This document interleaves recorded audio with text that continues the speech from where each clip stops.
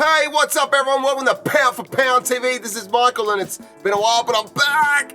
It was the pomp and circumstance that you would expect from a professional boxing-loving nation like Mexico, and especially so when their favorite son fights back on native soil for the first time in well over a decade.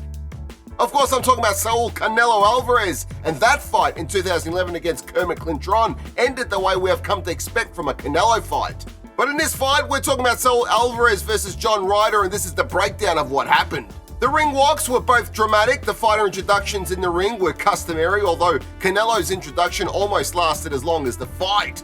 After the sound of the first bell to commence the opening bout, both fighters found their way to the center of the ring. It was initially and for most of the first round a feeling out process. After round one and for most of the first half, Canelo started to dominate. Pushing John Ryder back for most of it, Canelo kept it simple by putting out ones and twos. Canelo invested early to the body, and given the altitude where the fight was held, it seemed a good investment.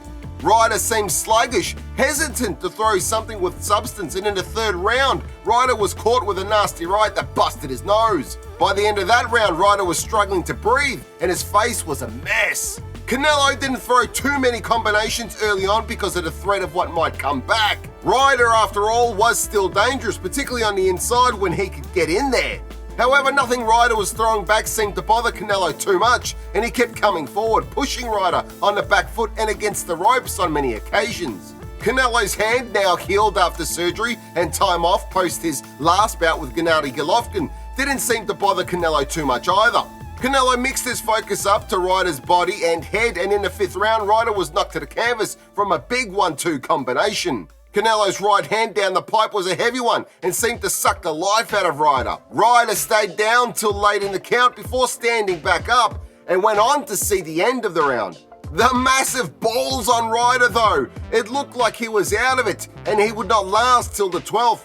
He looked tired, beaten and unable to breathe properly. But being a true warrior that he is, he wasn't going to go out like that and instead opted to give it everything he had left.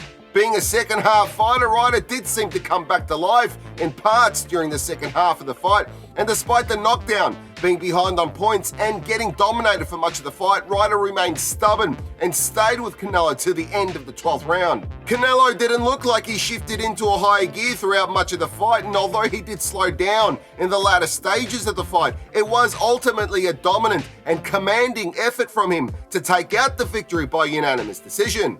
I had it 118 to 109, as did two of the judges. One of the judges had it 120 to 107. As I predicted, it was a points win for Canelo, and part of the reason I picked Canelo to win in this fashion is the fact that John Ryder is one tough bastard, and he more than proved that tonight. Kudos to both men. Canelo wants to go on and face Bivol at 175. Bivol wants Canelo at 168 for his belts. We'll see what happens, but for now, Canelo remains undisputed king at 168 pounds.